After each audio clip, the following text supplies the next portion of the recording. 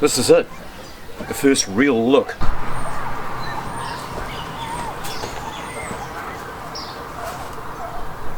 Right, open wide and say ah. This is it, the first real look. Come on. So what I'm going to do now is spray everything liberally with diesel, because I've got all these nuts and bolts and screws to undo at some stage. It would cost me a fortune if I was to buy stuff in an aerosol can, because of the sheer amount that you use when you're pulling apart something that's been parked for, well, in this case 12 years, but it's lived on a farm and not been washed definitely in the last 15 years.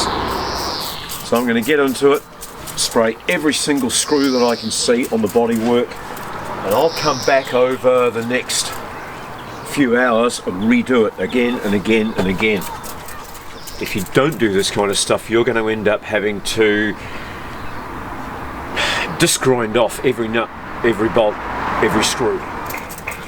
This thing has lived its life in a very narrow, hilly part of the country, Northland. You've got both coasts on either side. You've got prevailing sea breezes. There's always salt in the air. Right, having got that out of the way, the next thing is to get it down to a bare firewall, and then I can start some repairs. I'm not going to disturb any of this filth that's on the outside, or patina as the Landrover enthusiasts call it. I'm going to put this vehicle back together after I've refurbished all of the mechanicals, and probably drive it around for a while looking scruffy, just to see what people's reaction is, and if it's favourable I'll leave it. It's all super original. There's no sign of any bodged repairs. The only thing I can see that's a modification is both headlights have been relayed with a hefty, high quality relay, and it's been nicely wired at some stage by a professional. The carburetor was changed, and the manifold had to be modified. A new flange had to be welded on. They've done a lovely job of it, and I'm happy with it.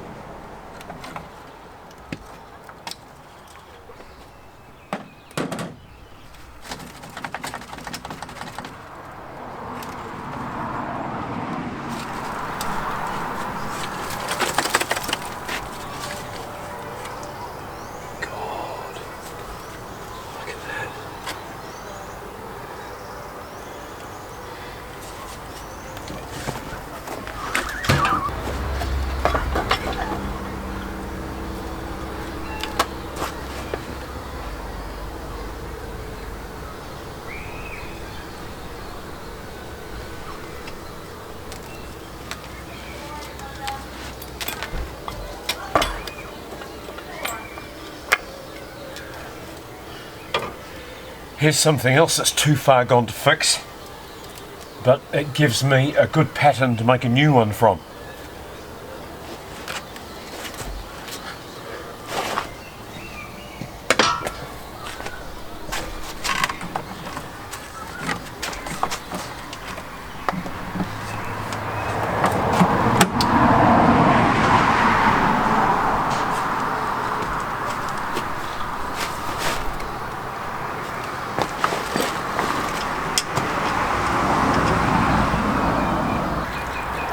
Awesome! I just pulled the radiator hoses and there were traces of antifreeze in the water, so that's a good sign.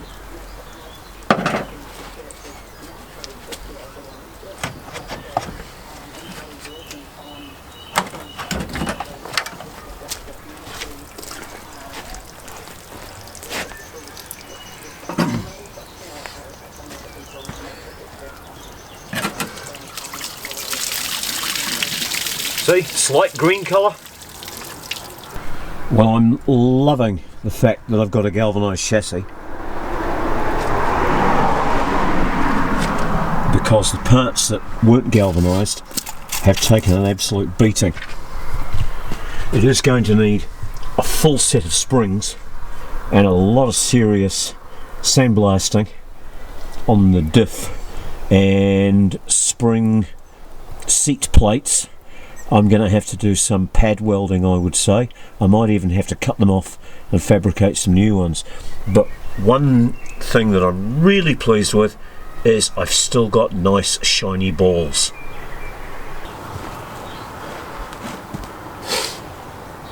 I promised myself when I get this guard off I'm going to go inside and have a coffee and just assess the situation. It's been difficult so far. There's been 2 or 3 broken bolts and a lot of dirt and slightly skinned knuckles, but we're almost there.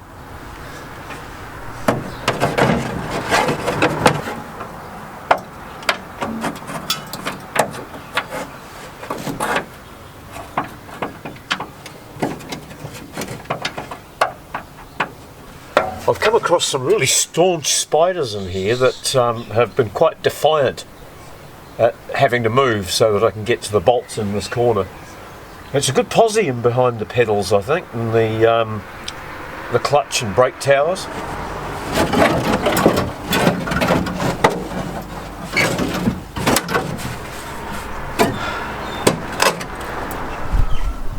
There's a lot of clay and crud, but no dents, no bog. This thing's never been played with. It's sort of what you see is what you get, which is great. I don't mind doing a bit of rust as long as I'm not fixing other people's rubbish. It could be worse. Right, coffee time, come on. Right, it's had 2 water blasts and it's had a spray down with diesel, so that will soften any remaining hard muck that I can't get off, and it will also lubricate all of the nuts and bolts and everything that I'm going to have to take off. I've actually wasted half a day just looking at this thing. I know I shouldn't have, I should be getting on with it, but this is the most unplayed with Landrover that I've ever owned. It was a high spec one from new. It came out with rust proofing and a galvanised chassis. It was something that the local dealers did in New Zealand in rust prone areas like the far north. Because the vehicle's mostly aluminium, the only body steel part is the firewall, and the firewall really only has 2 cavities. The rust proofing people could only rust proof 2 cavities, and those 2 cavities are the pillars. Everything else is open to the inside, so it would look yuck and be sticky and attract dirt if it was sprayed onto the inside. So you can see that the foot, even though this thing has lived on the beach and has never been washed, and then spent 12 years sitting in a field where it was exposed to the westerlies straight off the ocean, the bottom end of this is almost fine. There's some rust here. You can always double the amount that you've got, so I'll probably end up replacing this bottom section with the weld behind the hinge so you'll never see it, and then up here there's a repair to do on the face. But I've stuck my finger down inside and scratched around, and I've scratched out a nice waxy residue which you can see the remnants of around here. It's absolute evidence of how good rust proofing a car from new can be, even though it lives on a beach. and never gets washed. The chassis is absolutely fine, although the galvanising is showing its age. These pillars are also okay, but anywhere that couldn't be protected has started to go. This was painted with decent paint because it was part of the body, but all of the components that are just brackets and interior bits that just get blown over with a bit of satin black, some of them have actually completely disappeared. The bits that are in the front of the vehicle took the biggest hammering. The slam panel on the top of the grille is only there for me to make a replica of it. It's in simple enough shape that I can copy, weld the pieces on, and the same with this brace for the radiator. I'll just use those as a pattern for the new parts. I'm happy that the radiator's in a good state of repair. It's about halfway through its life. I'll be very, very careful with that, and that might be able to go back in. Stripping it down to the bulkhead so I can start on the panel work, and while I do that, I'll probably also pull the axles out and send those away to be sandblasted. And that can be done while I'm working on the bodywork. But the motor, it just needs to tidy up. It doesn't need opening up. One thing I'm very pleased with, I checked the oil. I don't know how well this is going to come out on video, I hope it does. But the oil is actually super clean. The next thing I'm going to do is, now that the block is clean, I'm going to hunt around and find an engine number and see if I can trace the history and see if I can trace the history of this donk. I'm told it's a 3.9 out of a Range Rover Vogue.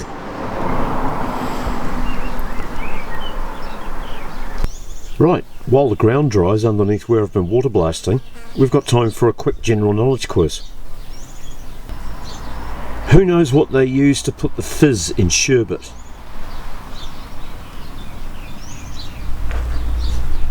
Citric acid. And citric acid is what I use to clean my nuts. It's pretty safe. You can ingest it if you feel you must. It's quite tangy, makes you screw up your face. But for cleaning rusty nuts and bolts, all you need is a heaped dessert spoon full and some warm water.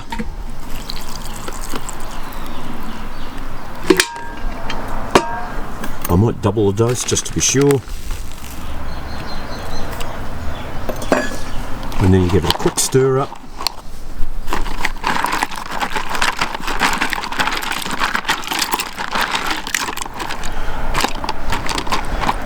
And you come back in a few hours to some nice clean nuts and bolts. If you can keep the water warm, all the better. If you notice any patches that are fizzing more than others on the surface, that's probably because you've got zinc plated nuts and bolts in there. This is bubbling fairly evenly all the way around, which indicates that it's just general rust that's going. So I'll give that 2 hours and we'll come back and check it out. Aside from galvanising the chassis, filling the enclosed spaces with rust preventative, these huge mud flaps have done a marvellous job of protecting the bottom of the footwells. Normally that's a goner, but you can see here where all the crud and leaves and hay and everything that falls down off the bonnet accumulates. That's where the rust's occurred. All the way across here we've just got a smattering of light surfacey rust, which I'll sandblast off. I'm really pleased. If you're just starting to discover that you're a Landy nut too, why not subscribe to the channel? Keep an eye on what I'm doing. There's a new video every week, sometimes even 2. I've got 3 Landrovers in my collection. Larissa, this blue one, Sandy the Landy, and now Brutus. Each one is quite different. Join me in the next video and learn a little bit more about doing Land Rovers yourself.